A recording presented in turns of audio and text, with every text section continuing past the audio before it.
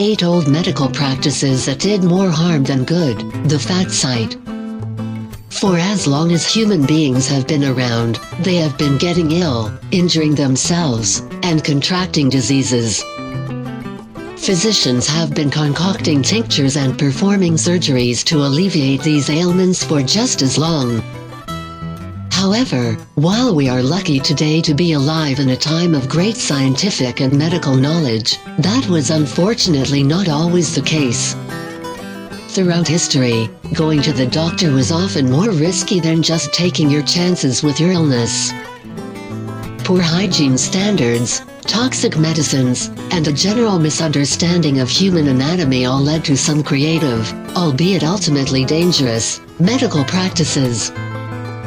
All too often, the doctor's cures only ended up causing their ailing patients more harm than intended. Anyway, without further ado, here are 8 old medical practices that did more harm than good. Corpse medicine. For hundreds of years, European physicians believed that a whole host of human maladies could be cured by cannibalism. Peaking in popularity in the 16th and 17th centuries, doctors prescribed everything from blood to ground-up skulls to their patients. When rubbed on the outside of the body, it was believed that human fat could relieve aches and cure gout, while a tincture of ground-up skull mixed with alcohol could help cure epilepsy. Consuming fresh blood was thought to aid in general health and vitality. Everyone from lay people to royalty believed in the idea that corpses retained the spirit of the person who had passed. Therefore, anyone who consumed human remains could gain some of their former strength. As gruesome as it might sound, corpse medicine remained a popular course of treatment for centuries, with the last known occurrence happening in 1908. Mercury. Today, mercury is known as a potentially toxic element that can be harmful in large doses. However, that wasn't always the case.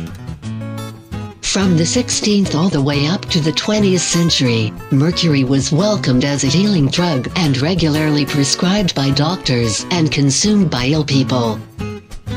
Because of its purging capabilities, doctors believed that it could cure everything from constipation to parasites, the flu, and even melancholy.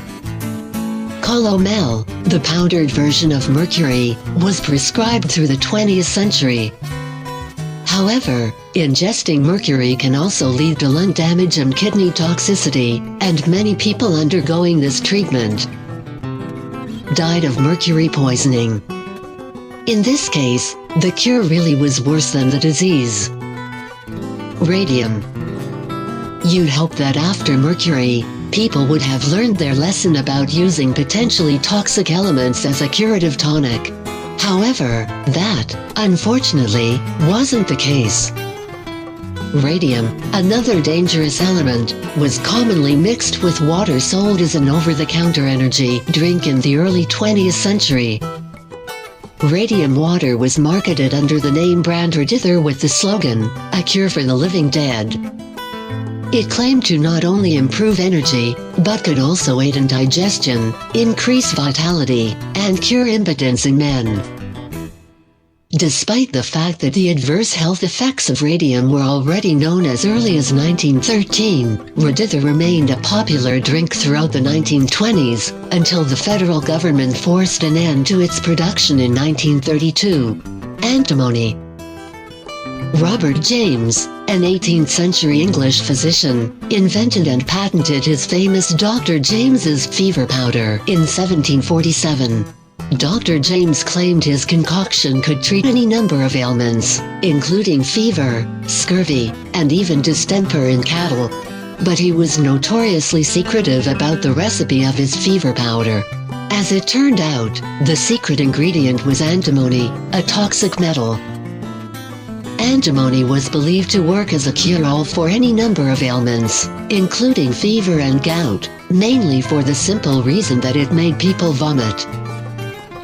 In the 18th century, doctors believed that purging was a sign that the body was ridding itself of toxins and restoring itself to a natural, healthy state. While there is some truth to that, inducing vomiting by ingesting poison generally did more harm than good. Trepanation.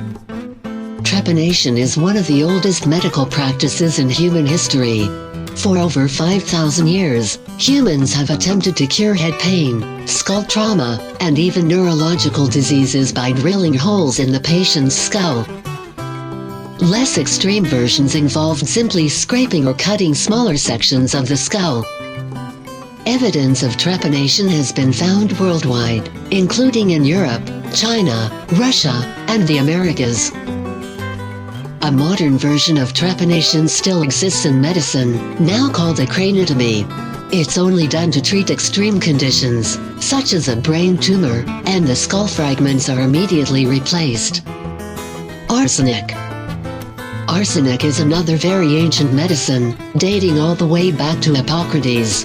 The father of medicine himself used the metalloid to treat ulcers and other sores. From ancient Greece to ancient China, arsenic was valued for its medicinal properties. It was believed to be able to restore health, and was made into tinctures to treat several diseases, from open wounds and ulcers to sleeping sickness. In 1786, an enterprising doctor named Thomas Fowler manufactured his own arsenic-based remedy and began bottling and selling it under the name Fowler's Solution.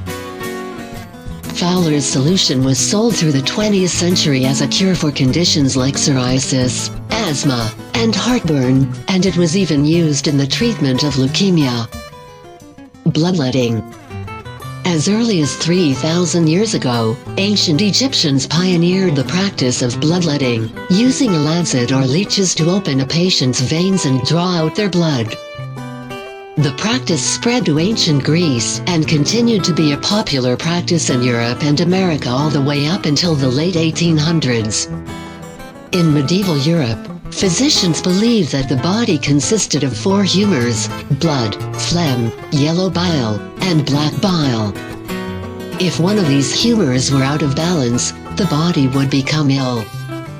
Bloodletting was believed to be a solution for any maladies caused by an excess amount of blood in the body, and the practice was used to treat illnesses as wide-ranging as migraines, seizures, sore throats, and even childbirth.